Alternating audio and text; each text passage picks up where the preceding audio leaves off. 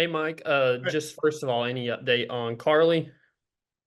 yes, will not practice today. Don't anticipate her. She took a really solid blow, as you saw on the video from Miriam.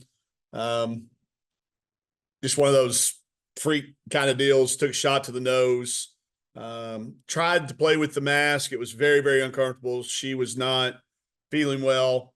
One of the toughest kids we have. So when she said she didn't feel like going, got back, got looked at. She'll be out of practice today. Don't anticipate her for the weekend. We'll hope for the best, but not looking good right now. Yeah.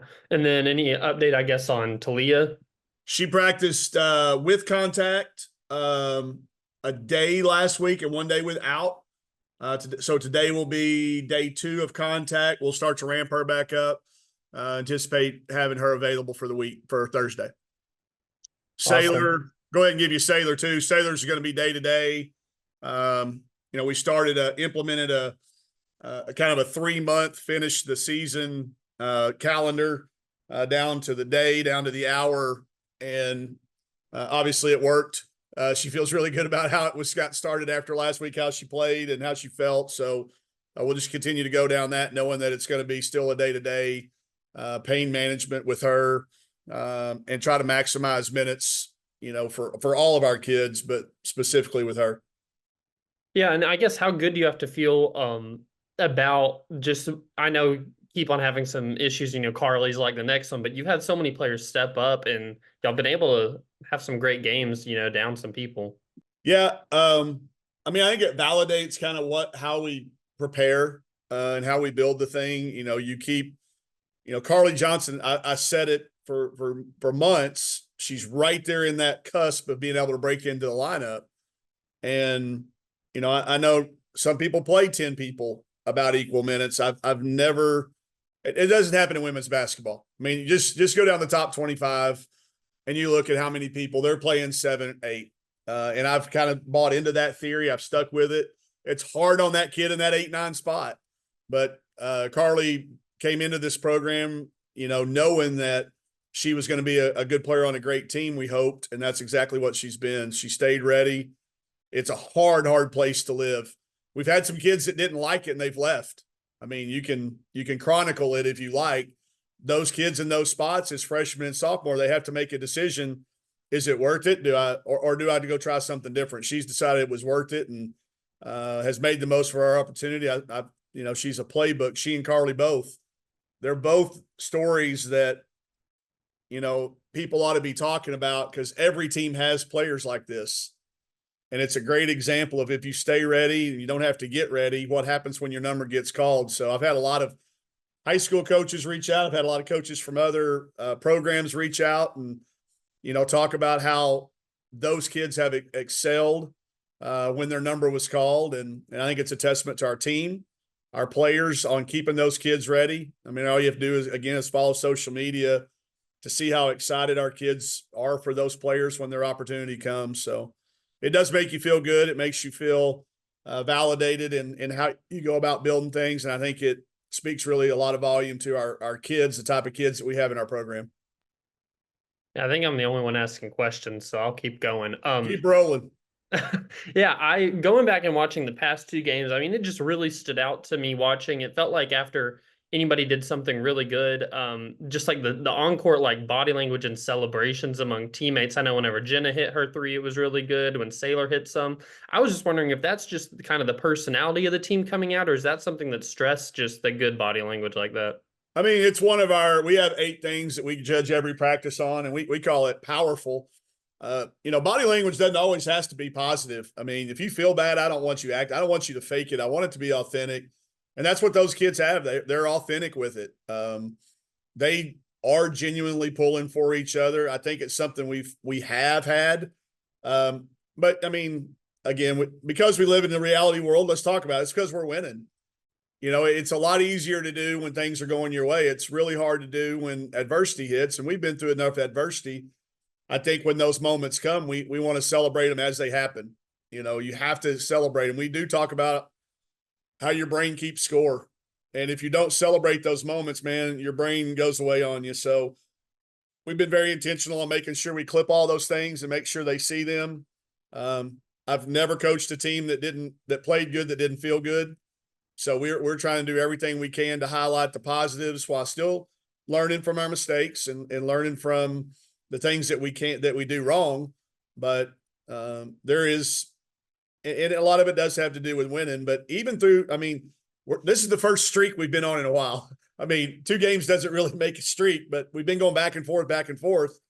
But throughout that, I felt like it's been growing. So I hope it continues. I think we will play our best when we feel our best.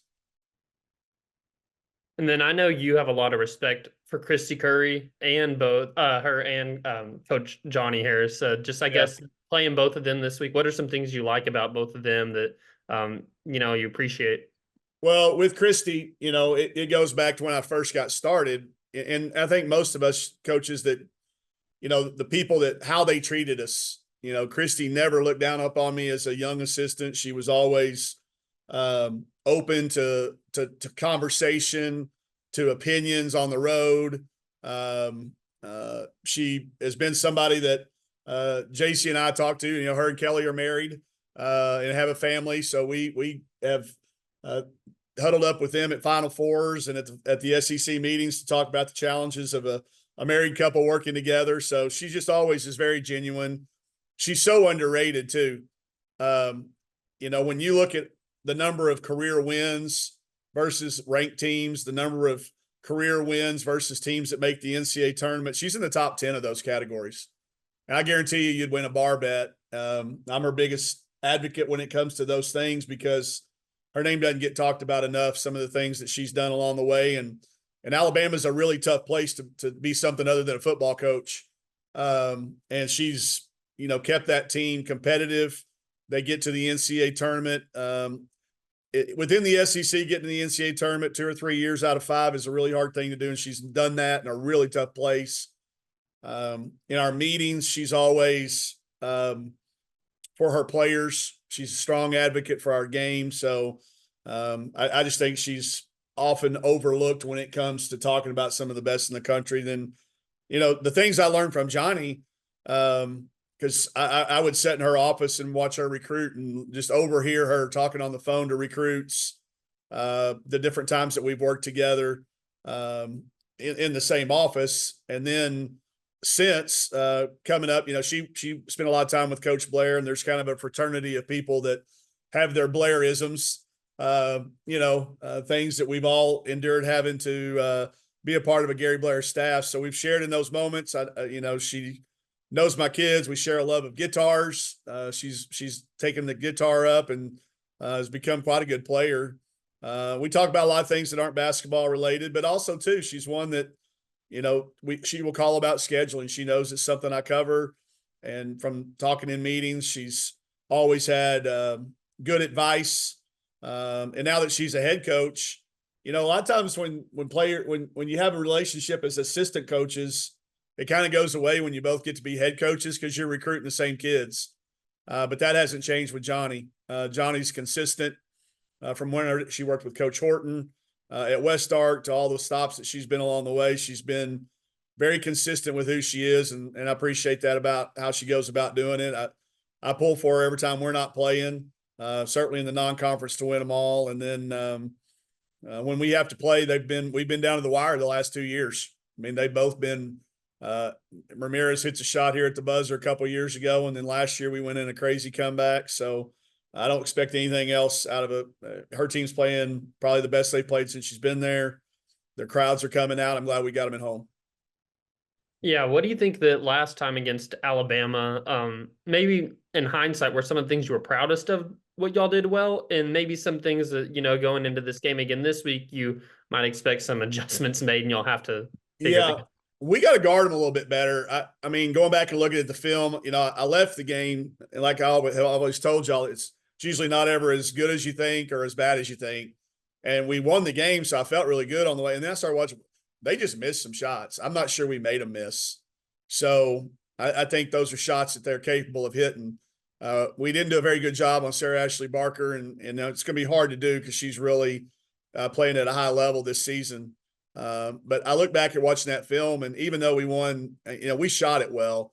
And then I think the score was not indicative of how that game was. So we're going to have to defend better.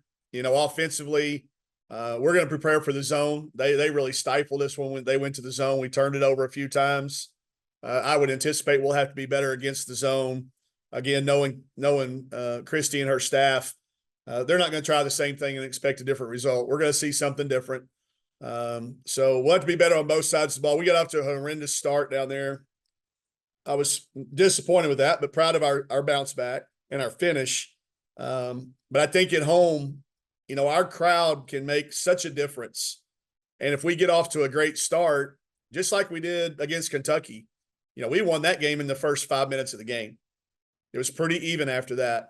But when you get our crowd amped up to start the game and it keeps us playing at a really high level, I think that'll be important. So get off to a better start for sure. Be a little bit better defensively, and then have a solution for their changes. I think their adjustments. I think they'll have, and then with us, it'd be a different roster that played against them. I don't anticipate having Keats. We anticipate having Talia, so it'll be a little bit of a different roster. So that changes the matchups a little bit. I thought we did a really good job on Nia last time because Mac was able to guard her. That might not be the case this time. So that's a kid who can go from. I think we held her without a 3-point attempt until in the transition in the second half. So, although we've played them recently and although we know them very well, I do think it could be a little bit different game because the matchups could be different. And Jacob. Hey, Coach. When you were rematching with Kentucky or going into round 2 of that, you talked about how, the balance between maybe not liking to play teams a second time, but how it makes prep so much easier. Are you seeing kind of the same thing in terms of not having to prep matchup specific this time around? Yeah. And again, it's pretty close together. It's if it was within 5 games of each other. So I think it keeps us from having to convince kids. Like now you don't have to convince them that Sarah Ashley Barker is faster than she was last year. The first time we had to try to convince them of that. And the film doesn't always show it. Well, when you have to guard her and she drives it by you the first 3 times, you learn pretty fast. She's a step faster. And Timmons is much more aggressive this year than she was last year. You can tell them that, but now they know it. So I may have come a 180 on this, Jacob. I may want to play go back to our days when I was in the Pac-12. We used to play our rival back-to-back games. Like if we played them on Friday, we played them on Sunday. We played back-to-back, and it was kind of odd, but she grew to kind of like it. So maybe I've come a full 180 on that. Just the memories are fresher. You don't have to convince kids of things. It does make your mental prep faster. So we can spend a little bit more time on the physical part of it, which for us right now with limited bodies, our mental and physical well-being have to go hand in hand. So hopefully it's a benefit like it was. I thought we were a lot better the second time around against Kentucky. Probably had a lot to do with being at home as well, but that's the same situation here. We're back home. So I hope I hope we haven't had too short-term of a memory with that. I hope we've had ability to maintain and draw back on some of the things that we already did in preparation for them the first time. What are the challenges as a coach of trying to walk the balance of phasing a player like Talia back in, where it's, the offense has obviously found a lot of rhythm and now you're asking a ball dominant player to kind of jump back in. What are the challenges as a coach of trying to kind of walk that line and bring her along slowly, but bring her back into the offense in a way that suits her skill set? Great question. And it's not one that I would tell you I have a concrete answer for. I think every situation's a little bit different, when it comes to returning a player that's been out. Now she's been out for a significant 5-game stretch, or is it 6? 5 or 6, whatever. Yeah, 6. So with this particular situation though, and this is again, Jacob, this wouldn't necessarily be a blanket way that I would do it, but because we're slowly bringing her back to playing, I think we got to slowly immerse her back in as well. Her timing is not going to be there. That's the greatest fear. I asked her what her greatest fear was, and that's what she said, my timing. And it kind of showed a little bit when we brought her back into full competition. So just like I do with anybody, I'm not going to ever put a kid in a situation they're not fully prepared to handle. I've tried to explain to her the difference in coming back now and coming onto campus. When you came onto campus, we had about we had 10 days of workouts. Then we had a full foreign trip. Then we had 40 days of prep before we played our first game. That's a long time. And that was, you know, that starting spot and you talk about being ball dominant, the number of plays we ran, that was a result of a long period of time. This is going to be a shorter window. So that time frame is collapsed a little bit. So our plan is to take it kind of like we have the injury, be really slow with it, not be in a real rush. Let her get in where she fits in. I do think she's been very observant on the side. I think she has seen some opportunities where maybe as a player, when you're on the court playing, you don't get a chance to see it because it's all coming at you like water through a fire hose. I think she's been able to sit over there and watch those players and say, hey, when Sam drives it, this is where I need to be for her to find me. Hey, when Mac drives it, that's a different place. And it's a different place when Saylor drives it, and how Saylor sets screens opposed to how Miriam sets screens. So I think she used her time wisely. I don't think she sat over there and disengaged. A lot of times when you're injured, you have a tendency, your self-defense mechanism is to disengage. She never did that. So I'm not going to put any parameters on it. I'm not going to put any minutes limit on it or anything like that. I'm going to trust our eyes and our years of experience to make sure that we're putting her in situations where she can be most successful as she returns and reimmerses. I've been saying re-emerging too much. It's immerse for me. Re-immerse her back into what we've had going, and for everybody. I mean, it's a different timing. It's a different rhythm. We'll get a chance, I think, to practice these next 2 days with the lineup that we're going to play. So I'm looking forward to practice today. And then, not to beat a dead horse, but I mean, you mentioned the slow start when you guys were in Tuscaloosa, and obviously it's been an issue all season long. Is it something you're continuing to address in terms of, I know you changed things up about the way you prepped game day sort of situations. Is it something you're continuing to look at? Well, we're sticking with what's worked because we've been on 3 games in a row now. Again, I'm not sure that's considered a streak, and it's not enough data to, you know, pat ourselves on the back and say, hey, we found the answer. Because I know that's not the case. But, you know, I do think we feel rested. I think we feel better. And I said it maybe before you hopped on there, I've never coached a team that played good that didn't feel good. So, yeah, we're continuing to look at it. But, you know, I think just the arrival time at the gym, we've not been there as long. We stretch now as a group a little bit earlier, and we've condensed our time on the floor prior to tip-off. We wear those little monitor devices, and our exertions have been considerably less prior to tip-off, and our exertions in the game have been considerably higher. So I do think maybe we found a little something. Again, I'm not telling you that works over the course of an entire year, but I'm also not stupid enough to change stuff up when it's working. So we're going to stick with what's going, but constantly be monitoring it. And if we do see something kind of get off the rails a little bit, we'll try to correct it as we go. But I think the starts have been better, particularly at home. So I hope to see that continue this weekend. And then last one for me. You talked about the challenges, right, of bringing different players along with all the injuries you've kind of had in and out. Can you remember a time kind of in your coaching career where you've had a situation and experience similar to this, where you've not really by choice kind of had to tinker with things on the fly all season long? Yeah, it was 2016, 15-16 season at Washington. We had a number of things happen throughout that year. We had a starter go down about 4 games into conference season, put a walk-on in, a former walk-on in as a starter, and she won that. She maintained that all the way through. You know, our starting post player that year who led the country in rebounding, much like Saylor is doing, had some nagging knees, and she had to swim. It's very similar to that year in 2016. Plum stayed healthy the whole year. I kind of, Plum and Katie Collier kind of stayed healthy the whole year. Well, that's kind of what Mac and Sam are doing right now. So there's a lot of parallels clicking in my head, but I also became very aware that 2016 was a long time ago. I don't know if anybody else knows that, but 2016, that was a long time ago, Coach. That's 8 years. And I know it seems like that to these kids that live day to day, but no, there's a lot of fun things. There's a lot of things we learned. I called my former staff I called people that were on my staff that year at Washington and said, can you remember anything that we did in practice? And I got some great ideas. I called Adia, I called Fred, I called Morgan Valley, who's at UConn now. She was on that staff. I called a couple of our players. I called Kelsey, talked to Katie Collier and asked them if there was anything they remembered. And then talking to them, they all just remembered that how initially they were a little bit resistant to it because it was change and it felt like, well, if you're not, because we all grow up here in this old adage of if you're not working hard, it's going to show up and it's going to catch up.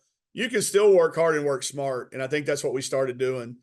So I think we're through the resistance phase of that. And I think we're into the now, obviously with Sailor's bought in because she just went 8 for 9, 8 for her first 9. She thinks, that this being rested there's something to it. So we're not going to tell her any different. Hopefully she doesn't see this video, but I do think having them feeling good is a huge part of it. And I do have some past drawing on that. That year ended up pretty good for us. So I'm going to hopeful that this team ends up reaching our maximum potential too, whatever that may be.